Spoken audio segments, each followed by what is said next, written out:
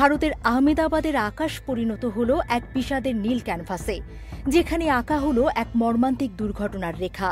সর্দার বল্লভভাই প্যাটেল বিমানবন্দর থেকে যুক্তরাজ্যের লন্ডনের উদ্দেশ্যে রওনা হওয়া এয়ার ইন্ডিয়ার একটি বিমানের 242 জন আরোহীর সবার জীবন কেড়ে নিল এক নির্মম ট্র্যাজেডি। উড়ানের কয়েক মিনিটের মধ্যেই যে স্বপ্নগুলো ডানা মেলছিল লন্ডনের পথে, মুহূর্তেই তা ভেঙে চুরমার হয়ে গেল।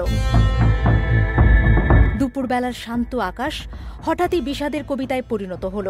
বিমানের 242 জন আরোহীর মধ্যে 230 জন ছিলেন সাধারণ যাত্রী। তাদের কেউ হয়তো ছুটি কাটাতে যাচ্ছিলেন, কেউ প্রিয়জনের সাথে ফিরছিলেন, কেউ বা নতুন জীবনের আশায় বুক বাঁধছিলেন। আর বাকি 12 জন ছিলেন বিমানের ক্রু সদস্য, যারা প্রতি মুহূর্তে যাত্রীদের নিরাপত্তা নিশ্চিত করতে বদ্ধপরিকর থাকেন। তাদের সবার স্বপ্ন, আশা, আকাঙ্ক্ষা আজ এক নিমিষে বিলীন হয়ে গেল। বিমানের আরোহীদের মধ্যে ছিলেন 169 জন ভারতীয়, 53 জন ব্রিটিশ, 7 জন পর্তুগিজ এবং 1 জন কানাডিয়ান নাগরিক। প্রতিটি সংখ্যা কেবল একটি পরিসংখ্যান নয়, বরং এক একটি জীবনের গল্প, এক একটি পরিবারের অপূরণীয় ক্ষতি।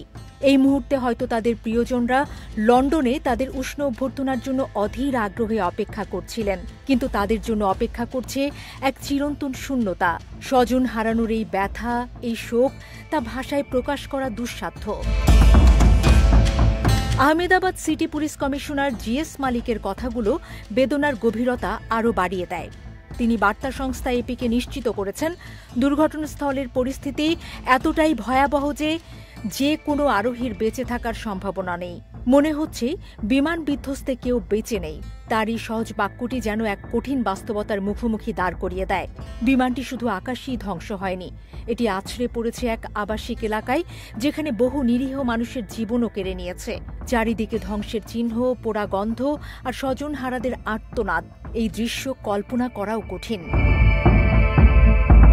ভাইরাল হওয়া এক ভিডিওতে দেখা যাচ্ছে, রানওয়ে থেকে উড্ডয়নের পর বিমানটি অস্বাভাবিকভাবে দুলতে দুলতে এগিয়ে যাচ্ছিল।